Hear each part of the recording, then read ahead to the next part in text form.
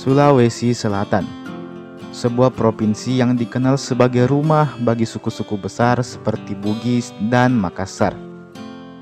Banyak orang yang menganggap bahwa di Sulawesi Selatan hanya terdapat dua suku itu saja, padahal nyatanya tidak.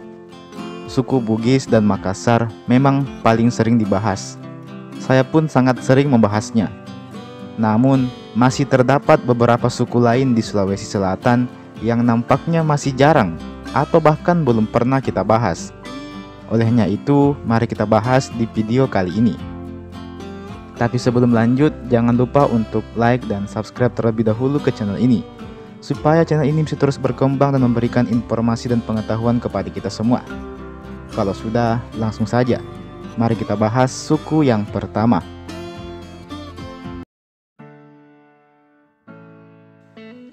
Yang pertama, suku Masenrempulu. Suku Masenrempulu adalah suku yang berasal dari Kabupaten Enrekang, Sulawesi Selatan. Suku ini merupakan gabungan dari tiga suku lainnya, yaitu suku Duri, suku Enrekang, dan suku Mayua. Ketiga suku ini bergabung dan jadilah suku Masenrempulu. Masenrempulu secara bahasa berasal dari bahasa Enrekang, yang artinya melekat layaknya beras ketan.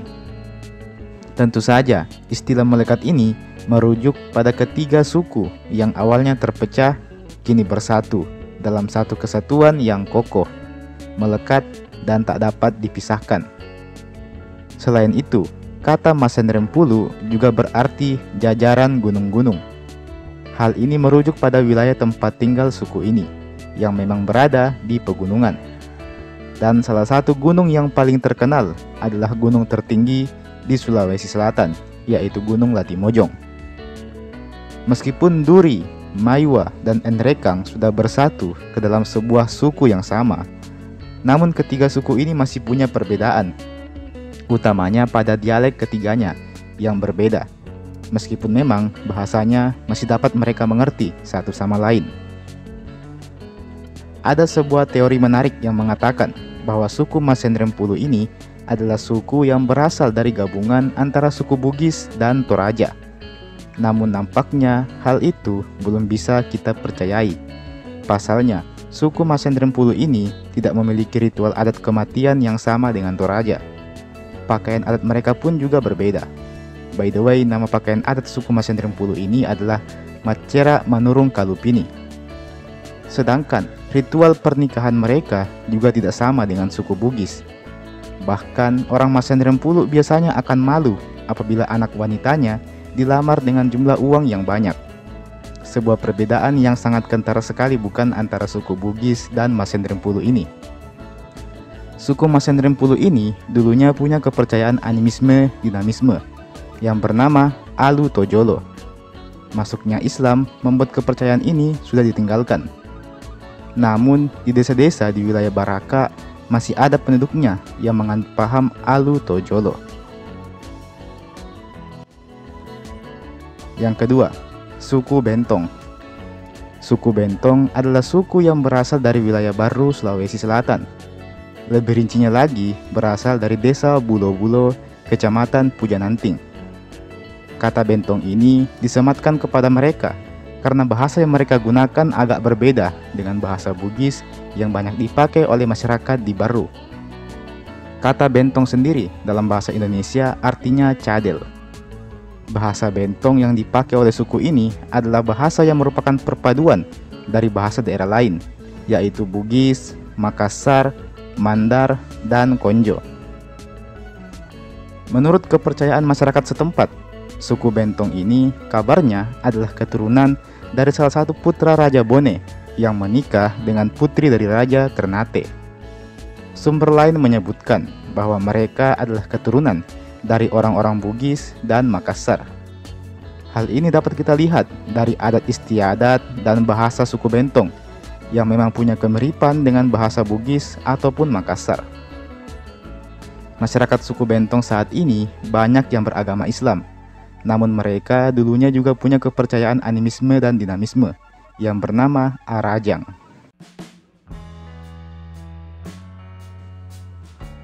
Yang ketiga, suku Konjo Pegunungan. Suku Konjo Pegunungan adalah suku yang mendiami pegunungan selain suku Toraja. Suku ini berada di wilayah pegunungan di Kecamatan Tinggi Moncong, Kabupaten Goa, dan Sinjai. Suku ini berpusat di Malino dan Kalimporo, serta memiliki ikatan yang kuat dengan daerah Tanah Toa dan desa Konjo lainnya. Suku Konjo ini memang ada beberapa macam, ada yang pegunungan dan ada pula yang pesisir. Kalau kalian mengenal suku Kajang, maka suku Kajang sejatinya adalah bagian dari suku Konjo itu sendiri. Hanya saja suku Kajang itu kayak bagian dari suku Konjo pesisir. Dalam bahasa Makassar, Konjo sendiri berarti di sana. Mungkin hal ini merujuk pada wilayah tempat tinggal mereka yang lumayan jauh di pusat kota. Selain suku Konjo Pegunungan, ada pula yang keempat, suku Konjo Pesisir. Suku Konjo Pesisir inilah yang berada di wilayah Bulukumba. Mereka ada di Kecamatan Bontotiro, Bonto Bahari, dan juga Herlang. Suku Konjo Pesisir inilah yang dikenal luas sebagai suku yang membuat kapal pinisi. Orang-orang Kajang yang berpakaian serba hitam juga dianggap sebagai bagian dari suku Konjo Pesisir. Suku Konjo Pesisir ini adalah autor dari kapal pinisi yang sering jadi kebanggaan masyarakat di Sulawesi Selatan. Banyak yang mengira kalau pinisi ini dibuat oleh orang-orang Bugis, namun nyatanya orang-orang Konjo Pesisirlah yang membuatnya.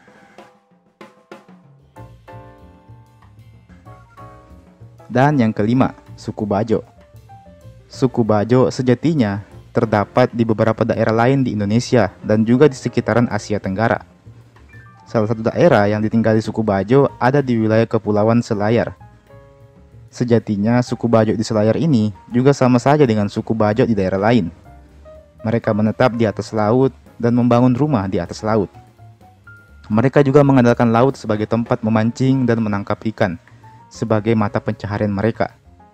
Suku Bajo dikenal sebagai pelaut yang handal, utamanya dalam urusan menyelam. Suku Bajo ini adalah jagonya.